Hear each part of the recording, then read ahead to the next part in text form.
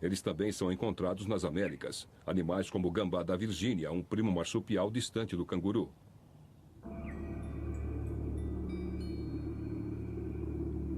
E eles também viveram na Antártica até cerca de 37 milhões de anos atrás, quando o clima mudou e o seu habitat desapareceu debaixo de uma camada de gelo.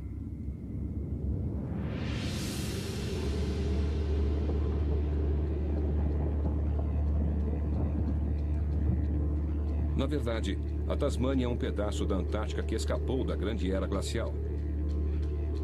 Há milhões de anos, foi arrastada para o norte pela Austrália.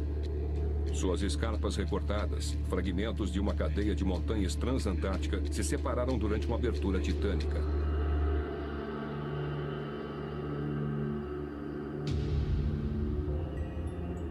Quando o Gondwana se partiu, a Austrália e a Antártica foram os últimos continentes a se separar.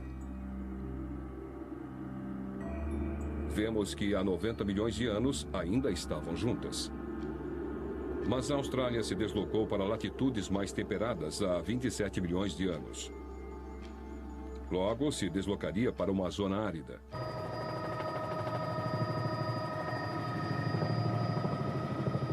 O que explica por que uma paisagem que já teve muitos animais da floresta tropical agora é deste jeito.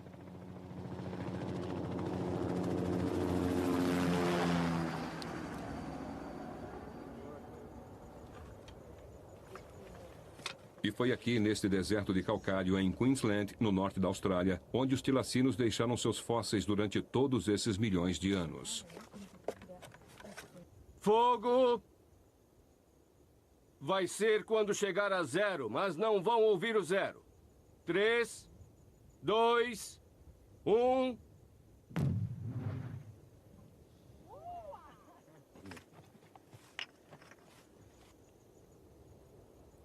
Mike Archer não é apenas um diretor de museu. Ele é também um dos principais paleontólogos da Austrália. Muitas coisas incríveis aconteceram nesta caverna ou neste lugar. Vários tipos de coisas. Rivers League é um dos melhores sítios arqueológicos. E os ossos que Archer e sua equipe acharam estão reescrevendo a história animal australiana. Pode ser um fêmur ou um dos ossos da perna. Parece com uma forma vertebrada, mas somente o interior disso, que parece de florestas pequenas. Um tubérculo muito bem preservado. É magnífico, é típico, deve ser de boa qualidade. Eles estão encontrando provas de toda uma megafauna extinta. Um rinoceronte marsupial gigante. Um canguru matador carnívoro. Até mesmo um feroz leão marsupial. Ainda mais fascinante é que há 27 milhões de anos, no que já foi uma floresta tropical, eles também acharam indícios dos tilacinos.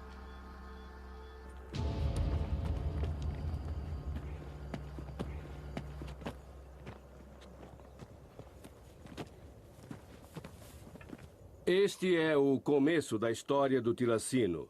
Nós encontramos uma bela parte de uma mandíbula com um dente magnífico nela. Podemos perceber este belo dente levantado bem em cima do osso. Temos muito a aprender com isto. É um dente de tilacino muito primitivo. A história ancestral dos tilacinos que encontramos escrita nestas rochas é algo que não podemos obter através dos últimos 200 anos de conhecimento que os europeus tinham sobre esses animais. O que encontramos nestas rochas é mais ou menos de 5 a 6 tipos de tilacinos. Alguns muito pequenos, médios, tipos comuns e especiais.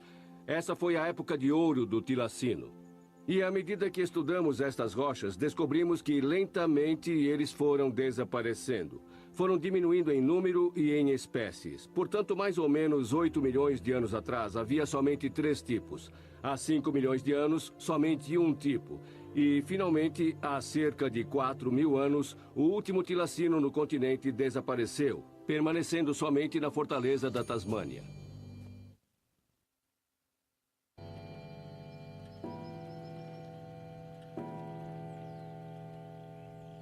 Mas o tempo começou a se esgotar para o tilacino na Tasmânia no começo do século XIX, com a chegada dos colonizadores britânicos. Entre eles, os próprios ancestrais de Mike Archer. Com eles veio a civilização, Deus e o Império, suas vilas de estilo inglês, igrejas e grandes casas de campo. Eles também trouxeram suas ovelhas. E aqui, no novo lar no hemisfério sul, prosperaram e enriqueceram com a lã. Eles não conseguiram se adaptar à Austrália. A Austrália teve que ser adaptada a eles. As criaturas eram estranhas, eles não as entendiam. Então quiseram transformar o lugar numa pequena Inglaterra. Livraram-se de todas as árvores e de todas as flores nativas. E com elas, infelizmente, o tilacino também se foi. Desde o início, o tilacino os confundiu. Eles não conseguiam se acostumar ao fato de que não estavam olhando para um cão. E depois, havia aquelas listras que faziam com que se parecesse com um grande felino. Podemos notar essa confusão em sua arte. Alguns desenham um lobo nobre, outros um animal de raça indefinida.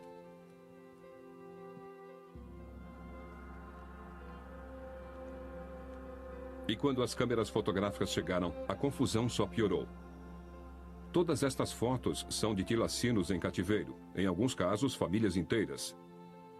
Eles não somente pareciam com cães, mas pareciam se comportar como tal, apesar de alguns, claro, adquirirem um gosto por galinhas. Mas uma das fotos mais interessantes descobertas recentemente mostra-os como marsupiais. Aqui temos uma família de tilacinos numa pose canina, exceto pelo filhote saindo da bolsa da mãe. Uma das coisas mais incríveis sobre o tilacino é a sua convergência. Provavelmente é o melhor exemplo no mundo de fenômeno biológico em que um animal parece idêntico a outro porque eles têm hábitos semelhantes. Os ancestrais dos cães são parentes dos ursos. Eles não têm nada a ver com a Austrália. Os ancestrais dos tilacinos são parentes dos cangurus e fascólomos. E ainda assim, estes dois animais, por terem hábitos semelhantes, acabaram parecendo idênticos. Tão idênticos internamente, no esqueleto, no crânio e nas características externas, que é comum que alguns biólogos confundam um com o outro.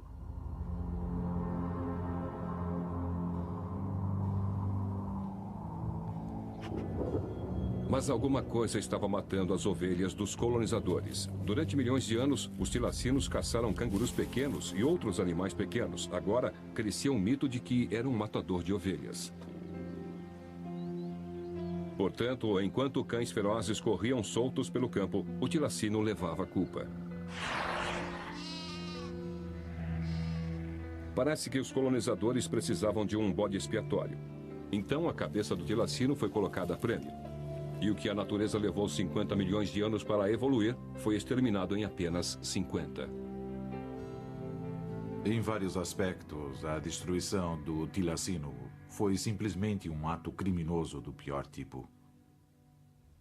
Um ato criminoso, já que o animal foi feito de bode expiatório e destruído na Tasmânia pela crença fictícia de que atacava ovelhas, quando na verdade havia pouquíssimas provas disso. Esta é a tragédia desta situação. Não eram os tilacinos que comiam as ovelhas. Era tão raro isso acontecer que não faria diferença. Na verdade, eram cães selvagens que estavam acabando com as ovelhas. Esta área aqui já não tem nada hoje.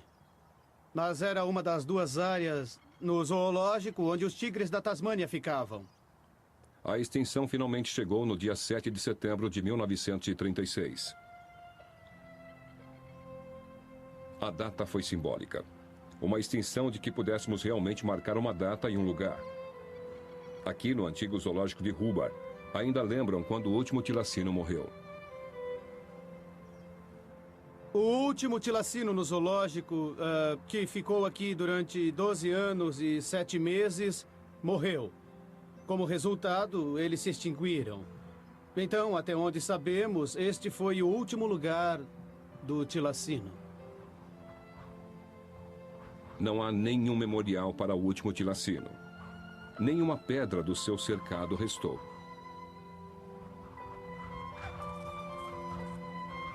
E quando ele morreu, o fato foi considerado tão sem importância que o corpo foi jogado num depósito de lixo.